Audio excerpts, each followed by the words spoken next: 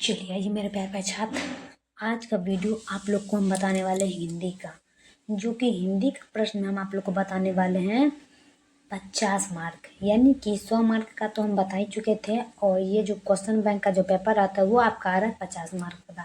तो 50 मार्क का जो प्रश्न होता है वो आप लोग का पहला चैप्टर आता है मंगल, जिसका लेखक है रामवृक्ष बेनीपुरी। रामवृक्ष बेनीपुरी ये प्रश्न आप लोग को एग्जाम में पूछेगा जरूर। तो आप लोग बने रहिए मेरे चैनल पर। सबसे पहले मैं बता दूं मेरे प्यारे छात्र की जो भी मेरे प्यारे छात्र मेरे इस यूट्यूब चैनल पर आते हैं तो पहले चैनल को लाइक एंड सब्सक्राइब जरूर कर लीजिएगा।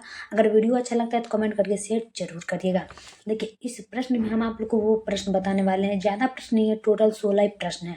ये प्रश्न आप लोग को ऐसा प्रश्न है जो आप लोग को कहीं भी यूट्यूब पर मिलने वाले नहीं है। अगर कोई भी आप लोग को यूट्यूब पर हिंदी का प्रश्न बताएगा तो वो बताएगा यही बालकृष्ण भट्ट के बारे में, बल्कि रामवृक्ष बेनीपुरी के बारे में नहीं। तो चलिए आज हम जानते हैं रामवृक्ष और बेनीपुरी क्या है।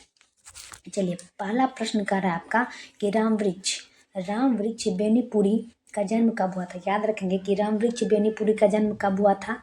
तो रामवृक्ष बेनीपुरी का जन्म हुआ था 1902 ईस्वी में। याद रखेंगे हमेशा कि रामवृक्ष बेनीपुरी का जन्म हुआ था 1902 ईस्वी में। ऑप्शन नंबर बी लगाना है। चलिए नेक्स्ट की बात करते हैं। तो नेक्स्ट आपका आता है दूसरा में कह रहा है कि रामवृक्ष बेनीपुरी ने अधिकांश साहित्य रचना कहाँ से की थी। देखिए प्रश्न कर रहा है कि रामवृक्ष का जो बेनीपुरी है उसने अधिकांश साहित्य रचना कहाँ से शुरू की थी। कहाँ से की थी मतलब अधिकांश रचना कहाँ से की थी, मतलब बहुत ज़्यादा जो होता है ना कोई चीज़ पे लिखावट, तो वो कौन सी जगह से की थी। तो होता है जेल की सलाखों के पीछे, मतलब जेल के सलाखों के पीछे जो है ना बहुत ही ज़्यादा अधिकांश रचना की थी जेल के सलाखों के पीछे। Option number A. चलिए तीसरा नंबर में देखेंगे तो तीसरा में आपका क्या कह रहा है कि बेनीपुरी ग्रंथावली कितने खंडों में है। बेनीपुरी का जो ग्रंथावली वो कितने खंडों में। चलिए हम जानते हैं कि बेनीपुरी का ग्रंथावली कितने खंडों में, वो आपका है 10 खंडों में। अगर प्रश्न पूछ दिया जाए कि बेनीपुरी का ग्रंथावली कितने खंडों में है तो हमेशा याद रखना है 10 खंड। ऑप्शन नंबर बी लगाना है 10 खंड। चलिए अगला देख लेंगे हम चार में क्या कर रहा है। चार में कह रहा है आपका कि तरुण भारत और किसान मित्र साप्ताहिक के संपादक कौन थे। याद रखेंगे कि तरुण भारत और किसान मित्र साप्ताहिक के संपादक कौन थे। हमेशा याद रखिएगा मेरे प्यार छात्र, प्रश्न कर रहा है कि तरुण भारत और किसान मित्र साप्ताहिक के संपादक कौन थे। तो 4 का आंसर होता है Ramvriksh Benipuri. Option number C लगाएंगे हम, Ramvriksh Benipuri.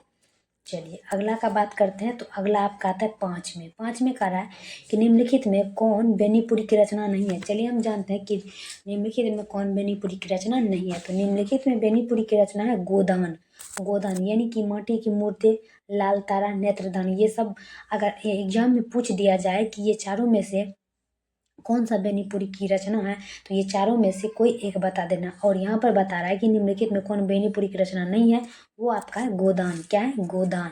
Option number D लगाएंगे 5 का हम, गोदान। चलिए अगला देख लेंगे। अगला आता है 6 में कह रहा है कि गेहूं और गुलाब और चीता के फूल किसकी रचना है। मतलब गेहूं और गुलाब चीता के किसके फूल है। प्रश्न कर रहा है कि गेहूं और गुलाब और चिंता के फूल किसकी रचना है। तो रामवृक्ष बेनी की, मतलब रामवृक्ष बेनी जो है ना गेहूं और गुलाब और चिंता के फूल रचित किया है। तो इसका आंसर क्या हो जाए, Ramvriksh Benipuri. Option number C लगाएंगे हम, रामवृक्ष बेनीपुरी।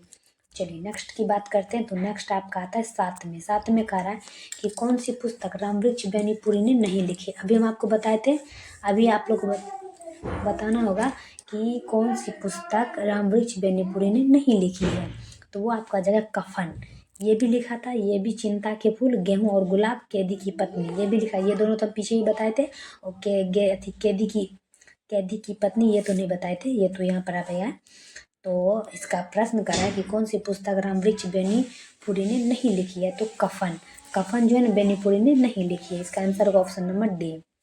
चलिए अगला देखेंगे हम 8 में कह रहा है कि कौन सी पुस्तक रामवृक्ष बेनीपुरी की नहीं है। कौन सी पुस्तक रामवृक्ष बेनीपुरी की नहीं है। तो चलिए हम जानते हैं रश्मि रथी जो है ना बेनीपुरी की नहीं है। अम्बपाली, सीता की माँ, संघमित्रा, ये सब बेनीपुरी ने लिखा है। और ये सबको याद भी रखना है मेरे प्यारे छात्र। एग्जाम में अगर पूछ दिया जाए कि कौन कौन सी पुस्तक रामवृक्ष बेनीपुरी ने लिखा है, तो आप लोग को डायरेक्ट डी में लगा देना है। तो यहाँ पर पूछ रहा है कि कौन सी पुस्तक रामवृक्ष बेनीपुरी की नहीं है, तो रश्मि रथी, ऑप्शन नंबर लगाएंगे हम रश्मि रथी। चलिए अगला देखेंगे हम 9 का। 9 में कह रहा है कि कौन सी पुस्तक रामवृक्ष बेनीपुरी की नहीं है, कौन सी पुस्तक रामवृक्ष बेनीपुरी की नहीं है। 9 का हो जाएगा आपका कुरुक्षेत्र। क्या होगा? कुरुक्षेत्र। प्रश्न कह रहा है कि कौन सी पुस्तक रामवृक्ष बेनीपुरी की नहीं है, तो कुरुक्षेत्र हो जाएगा। क्या होगा? Kurukshetra, option number B. चलिए अगला देखेंगे, तो अगला आपका आता है 10 में। 10 में कह रहा है कि कौन सी पुस्तक रामवृक्ष की नहीं है।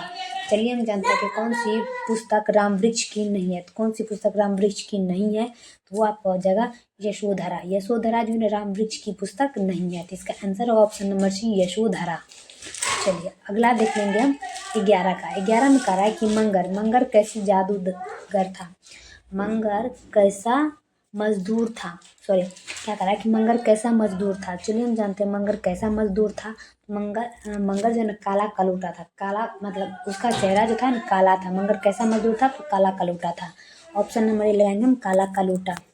चलिए अगला देख लेंगे हम 12 का, कि मंगर की पत्नी का क्या नाम था। चलिए हम जानते हैं कि मंगर की पत्नी का नाम क्या था। तो मंगर की पत्नी का नाम था भकोलिया। क्या था? भकोलिया। याद रखेंगे, मुंह जैसे सो के उठता है तो क्या कहता है, उसका मुंह भक्सल है। तो उससे याद रखना है कि मंगर की पत्नी का नाम क्या है, भक्सल से भकोलिया। Option number B, भकोलिया।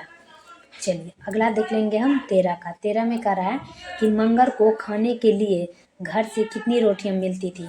मंगर को खाने के लिए घर से कितनी रोटियां मिलती थी, तो मंगर को घर से खाने के लिए 1.5 रोटी मिलती थी। कितनी रोटी? 1.5, मतलब 1 और आधा। पता नहीं 1 और आधा में कैसे पेट पालता होगा। कि मंगर को घर से खाने के लिए कितनी रोटियां मिलती थी, तो 1.5। ऑप्शन नंबर सी लगाएंगे हम, 1.5। चलिए अगला देख लेंगे हम 14 में। 14 में कह रहा है कि मंगर का स्वाभिमान कैसा था, मतलब मंगर का विचार कैसा था। तो मंगर का विचार जो है ना गरीबों का स्वाभिमान, मतलब उसका गरीबों के प्रति ज़्यादा मन था। तो मंगर का विचार कैसा था? गरीबों का स्वाभिमान। ऑप्शन नंबर डी लगाएंगे हम, गरीबों का स्वाभिमान। चलिए अगला देख लेंगे हम 15 का। 15 में कह रहा है कि कलम के जादूगर किसे कहा जाता है। चलिए हम जानते हैं कि कलम के जादूगर किसे कहा जाता है। तो कलम के जादूगर हम कहते हैं रामवृक्ष बेनीपुरी को। किसे कहते हैं? रामवृक्ष बेनीपुरी। प्रश्न कर रहा है कि कलम के जादूगर किसे कहा जाता है, तो रामवृक्ष बेनीपुरी को। ऑप्शन नंबर हम डी लगाएंगे, रामवृक्ष बेनीपुरी। चलिए लास्ट प्रश्न देखेंगे हम 16 का। 16 में कह रहा है कि किस पत्र का संपादन रामवृक्ष बेनीपुरी ने नहीं किया था। किस पत्र का संपादन रामवृक्ष बेनीपुरी ने नहीं किया था, तो हिंदुस्तान का जो ना बेनीपुरी ने पुस्तक नहीं किया था। इसका आंसर होगा ऑप्शन नंबर बी।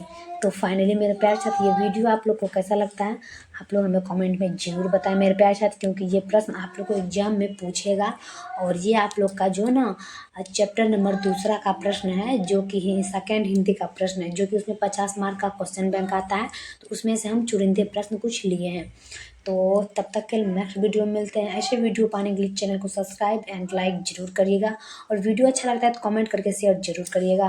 तब तक के लिए जय हिंद, जय भारत।